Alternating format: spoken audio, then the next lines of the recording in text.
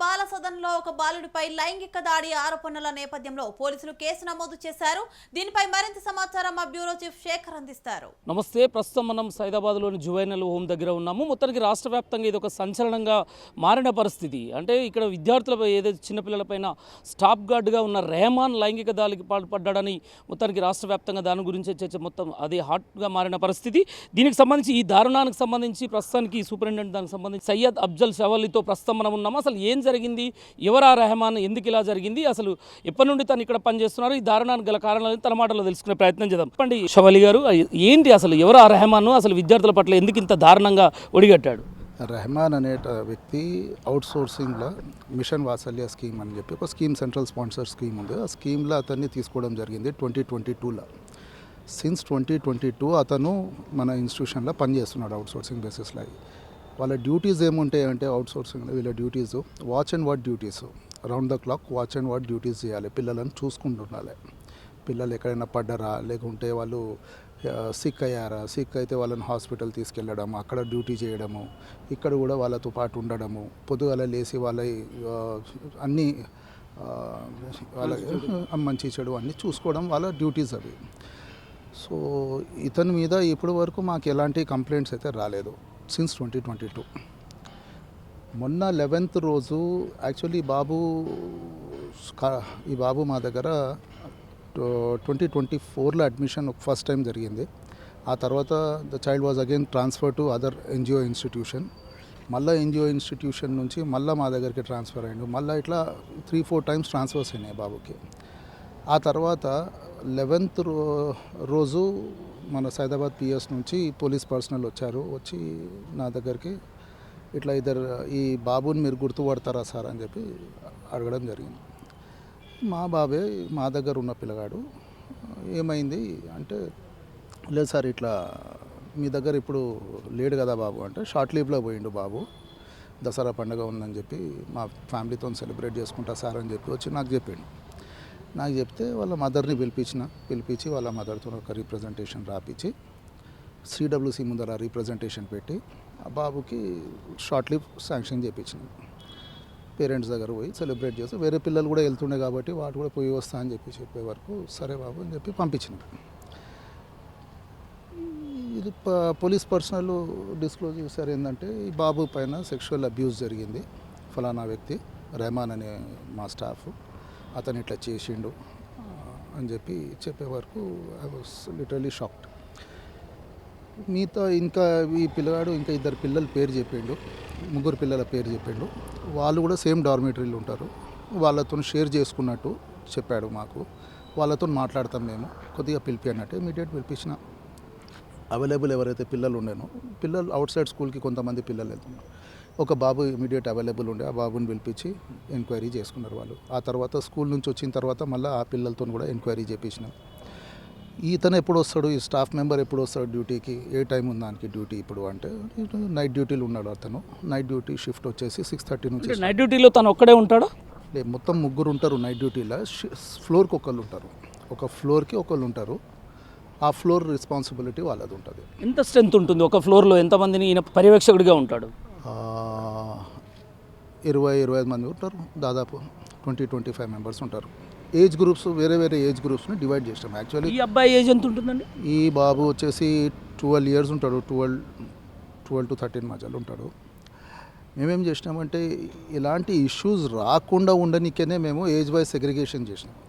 పెద్ద పిల్లలు ఉంటారు, వాళ్ళు బుల్లింగ్ చేస్తారు చిన్న పిల్లలకు అని చెప్పి ఏజ్ వైజ్ సెగ్రిగేట్ చేసి వాళ్ళకు సపరేట్ డార్మిటరీస్లో పెట్టినాము. ఆ separate dormitories floor wise separate ఉన్నాయి. అయితే ఒక్కొక్క ఫ్లోర్కి ఒక గార్డింగ్ స్టాఫ్ ఉండాలి, వాళ్ళు చూసుకోవాలి పిల్లలకు. అక్కడ ఏది జరగకుండా, చెప్పలేము ఏదైనా జరగవచ్చు, అలాంటి ఇన్సిడెంట్స్ ఏం జరగకుండా వాళ్ళు చూసుకొని ఇమీడియట్ హెడ్ సూపర్వైజర్ కింద ఉంటాడు, హెడ్ సూపర్వైజర్కి రిపోర్ట్ చేయాలి వాళ్ళు. ఏదైనా ఇష్యూ. సూపర్వైజర్ ఎక్కడ ఉంటారు? గ్రౌండ్ ఫ్లోర్లో ఉంటాడు. ఓకే, గ్రౌండ్ ఫ్లోర్లో హెడ్ సూపర్వైజర్ ఉంటాడు. గేట్ డ్యూటీ ఉంటుంది అతనిది. ఎవరైనా అడ్మిషన్స్ వచ్చినా తీసుకోనీకే, లేదా రిలీజ్ వస్తే రిలీజ్ చేయనీకే, లేదా ఎవరైనా విజిటర్స్ వస్తే వాళ్ళని రిసీవ్ చేయనీకే కింద ఉంటాడు గేట్ దగ్గర హెడ్ సూపర్వైజర్. అయితే ఈ ఇష్యూ ఇట్లా చెప్పారు వాళ్ళు. చెప్పే వరకు బాబుతో ఎంక్వైరీ చేశారు. ఇతని డ్యూటీ ఎప్పుడు ఉందంటే 6:30కి ఉందని చెప్పినాను. 6:30 వరకు వెయిట్ చేయించిన వాళ్ళకు రాగానే ఇమీడియట్ హ్యాండ్ ఓవర్ చేసేసినాము. ఇతనే రెహమాన్. తీసుకెళ్ళండి తను అని చెప్పి. అంటే జనరల్గా ఈ రెహమాన్ మీకు అంటే డైలీ వచ్చి రిపోర్ట్ చేస్తారా మీకు? సార్ నేను డ్యూటీకి వచ్చిన విషయాలు మీకు ఏమైనా ఎప్పటికప్పుడు అప్డేట్లో ఉంటారా? వీళ్ళు పొద్దుగాల మార్నింగ్ డ్యూటీ జాయిన్ చేస్తారు. వీళ్ళకి 6:30 డ్యూటీ నైట్ ఉంటుంది. నైట్ డ్యూటీ 6:30కి ఎక్కుతారు. నెక్స్ట్ డే మార్నింగ్ 9:30 వరకు డ్యూటీలు ఉంటారు వీళ్ళు. డే షిఫ్ట్ మళ్ళీ 9:30 to 6:30 ఉంటుంది. షిఫ్ట్లో ఒక 3 ఉంటారు సూపర్వైజర్స్ ఒక షిఫ్ట్లో. ఆ సూపర్వైజర్స్ వచ్చి వాళ్ళ రిపోర్ట్ బుక్ ఎవరు ఏ డ్యూటీలు ఉన్నారు అది నా దగ్గర తీసుకొచ్చి సంతకం చేయించుకున్న తర్వాతనే వాళ్ళకి ఆ పోస్ట్ అలాట్ అవుతుంది. అది రెహమాన్ ఏజ్ ఎంత ఉంటుంది జనరల్గా? మోస్ట్ ప్రాబబ్లీ 25-30 మధ్యలో ఉంటాడు. 30 years బిలోనే ఉన్నది. అన్మ్యారీడే 30 years బిలోనే ఉంటాడు. అంటే ఈ అబ్బాయితో పాటు మరో 5 పైన కూడా ఇలాంటిది జరిగింది లైంగిక దాడి అంటున్నారు.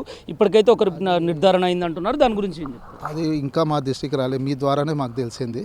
ఇంకా పోలీస్ ద్వారా అయితే మాకు ఆ ఇన్ఫర్మేషన్ ఏం రాలేదు. ఈ బాబు గురించి వచ్చింది కాబట్టి ఐ కెన్ టాక్ అబౌట్ ఈ రెహమాన్ స్టే చేసేది ఇక్కడే ఉంటారా తన ఫ్యామిలీతో? అంటే అవుట్ సైడే ఉంటారు, ఓన్లీ డ్యూటీ టైమింగ్స్లోనే ఇక్కడికి వస్తారా? ఓన్లీ డ్యూటీ టైమింగ్లో వస్తారు. ఇక్కడ బయట ఉంటారు వాళ్ళు. డ్యూటీ టైమింగ్లో వచ్చి ఇక్కడ డ్యూటీ చేసుకొని మళ్ళీ వెళ్ళిపోతాడు. ఫైనల్గా ఇప్పుడు నిర్ధారణ అయింది. ఆ స్టూడెంట్ ఎవరైతే ఉన్నారో తన ఆసుపత్రికి తరలించారా? ఎక్కడ ఉన్నారు ప్రజెంట్ ఆ బాబు ఎక్కడున్నాడు, ఎవరితో ఉన్నాడు, ఆ విషయాలు ఏవి కూడా మాతో షేర్ చేయలేదు ఎవరు కూడా. ఎక్కడ ఉన్నాడు బాబు అని చెప్పి ఆ సంగతి నాకు తెలియదు. ఇంకా ఇతను మాత్రము పోలీస్ కస్టడీలో ఉన్నాడు. స్టాఫ్ ఎవరైతే ఉండేనో responsible person he is in the police custody. మా దురదృష్టం ఏంటంటే మాకు అడ్మిషన్ ప్రోటోకాల్స్ చాలా ఉన్నాయి. ఆ అడ్మిషన్ ప్రోటోకాల్స్లో కూడా మేము పిల్లల్ని చెప్తాం, మీకు బుల్లింగ్ జరిగితే కానీ, మీకు ఎవరైనా పిల్లలు కానివ్వండి, స్టాఫ్ కానివ్వండి, ఎవరైనా ఏదైనా చెప్తే మీరు ఇమీడియట్లీ రిపోర్ట్ ఎవరికి చేయాలి, నెక్స్ట్ ఎవరికి రిపోర్ట్ చేయాలి, లేదా మీరు సజెషన్ మా కంప్లైంట్ బాక్స్ ఉంటుంది దానిలో మీరు రాసేసి, లేదా మీరు రాయలేకపోతే ఎవరితోనైనా రాపిచ్చి దానిలో వేసేసి ఎవ్రీడే చెక్ చేస్తాం. మేము చెక్ చేసి అవి కూడా చూస్తాం.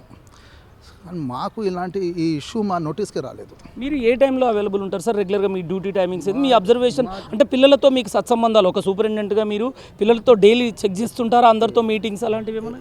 ఎవ్రీ డే మేము 24/7 మేము అవైలబుల్ ఉండాలి. పిల్లల గురించి 24/7 అవైలబుల్ ఉండాలి. ఇల్లు కూడా మేము దగ్గరలోనే తీసుకొని ఉండాలి. దూరం ఉండడానికి లేదు యాక్ట్ ప్రకారం. ఎందుకంటే ఏ అవసరం ఎప్పుడు ఉంటుంది పిల్లలకు హాస్పిటల్కి తీసుకెళ్ళేది ఉంటుంది.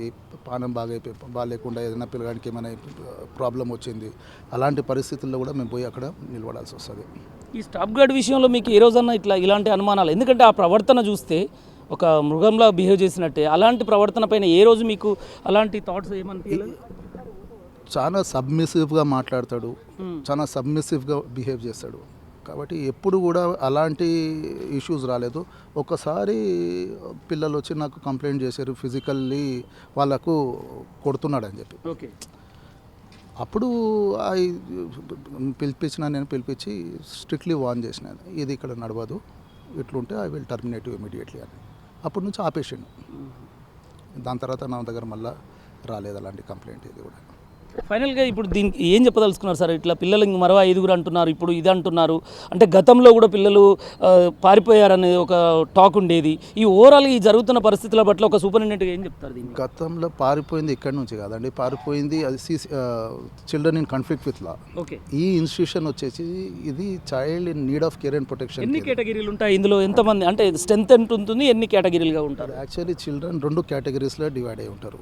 ఒకటి child in need of care and protection, ఒకటి child in conflict with law. Child in need of care and ప్రొటెక్షన్లో మళ్ళీ సబ్ కేటగిరీస్ ఉన్నాయి. ఆ సబ్ కేటగిరీస్ ఏమున్నాయంటే ఆర్ఫన్ కావచ్చు, సెమీ ఆర్ఫన్ కావచ్చు, నెగ్లెక్టెడ్ చైల్డ్ కావచ్చు, స్ట్రీట్ చైల్డ్ కావచ్చు, లేదా అన్కంట్రోలబుల్ చైల్డ్ కావచ్చు, వేరియస్ కేటగిరీస్. ఈ కేటగిరీస్ అన్నీ నీడ్ అండ్ కేర్లో ఫిట్ అవుతాయి. మెయిన్ ఒకటి అఫ్జల్ గారు, ఇక్కడ జరిగింది గార్డెన్ ఏరియాలో జరిగింది అని అంటున్నారు. గార్డెన్ ఏరియాలో అబ్బాయిని ఇబ్బంది పెట్టారంట బహిరంగంగానే. అంటే ఇలాంటి మన సీసీ క్యామ్స్ కానీ అలాంటివి గార్డెన్ ఏరియా అని చెప్పి ఎవరు చెప్పారు? అది అంటున్నారు, అలా వినబడుతున్నది వినికిడి. గార్డెన్ ఏరియాలోనే ఇలాంటివి జరిగాయి అని అంటున్నారు. సీసీ క్యామ్స్ కానీ ఏమైనా ఉంటాయా ఇందులో? సీసీ కెమెరాస్ ఉన్నాయి అన్ని దగ్గర, అన్ని చోట సీసీ కెమెరాస్ ఉన్నాయి. ఇక్కడ 32 సీసీ కెమెరాస్ బిల్డింగ్ లోపల ఉన్నాయి, గ్రౌండ్లో కూడా సీసీ కెమెరాస్ ఉన్నాయి. మీరు ఏమైనా పరిశీలించే ప్రయత్నం చేశారా వాటికి సంబంధించి? అవి ఇప్పుడు చూడాలి మేము, ఓకే. అన్నీ చెక్ చేయాలి, సీసీ కెమెరాస్ చెక్ చేసి కమ్ టు నో ఏమైంది. ఇది పరిస్థితి. మొత్తానికి సైదాబాద్ జువైనల్ హోమ్లో ఏదైతే ఈ దారుణం చోటు చేసుకుందో, స్టాప్ గార్డ్గా ఉన్న రెహమాన్ ఏదైతే విద్యార్థుల పట్ల, ఆ విద్యార్థి పట్ల ఈ లైంగికంగా దాడి చేసి ఇబ్బందులకు గురి చేయడమే కాకుండా ఇంకో మరో 5 అనేది కూడా తెలుస్తుంది. ఇప్పటికైతే ఆ ఒక్క విద్యార్థి నిర్ధారణ మాత్రం జరిగిన పరిస్థితి. ఈ జువైనల్ హోమ్లో ఏదైతే మనం ఇంతసేపు మాట్లాడిన సూపరింటెండెంట్ మాట్లాడుతూ మాత్రం అలాంటిది అనుమానాస్పదంగా ఎప్పుడూ లేకుండే, కానీ గతంలో ఒకసారి విద్యార్థుల మీద ఇట్లా చేసుకుంటే పిలిచి వార్నింగ్ ఇచ్చామనేది మాత్రం చెప్తున్నారు. ఏదైతే ఈ జువైనల్ హోమ్లో ఏదైతే ఆ విద్యార్థి పైన లైంగికంగా దాడి చేసిన అతన్ని పోలీసులు మాత్రం కస్టడీకి తీసుకున్న పరిస్థితి.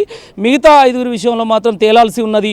కానీ ఇప్పటికే సీసీ కెమెరాలు అన్నీ అందుబాటులో ఉన్నాయి, కూడా చెక్ చేస్తాము. ఇప్పటివరకైతే చెక్ చేయలేదు. అలాంటి ఏం జరిగింది అనేది మాత్రం చెప్పడానికి మేము సిద్ధంగా ఉన్నాము. అతన్ని ఏదైతే అతను పర్మనెంట్ కాదు, తను అవుట్ సోర్సింగ్లోనే ఉన్నారనేది మాత్రం సూపరింటెండెంట్ తెలుపుతున్న పరిస్థితి. ఏది ఏమైనా రాష్ట్ర వ్యాప్తంగా మాత్రం ఇది ఒక జువైనల్ హోమ్లో చిన్నపిల్లలు 12 ఏళ్ల పిల్లాడి పైన ఇలాంటి దారుణం, ఇంత దరిద్రానికి దారుణానికి దిగజారడం మాత్రం సిగ్గుపడాల్సిన అంశంగా చాలా ఇబ్బందికర పరిస్థితి మాత్రం ఇక్కడ నెలకొన్నది. కెమెరా పర్సన్ వెంకట్తో శేఖర్, జువైనల్ హోమ్, సైదాబాద్ నుండి.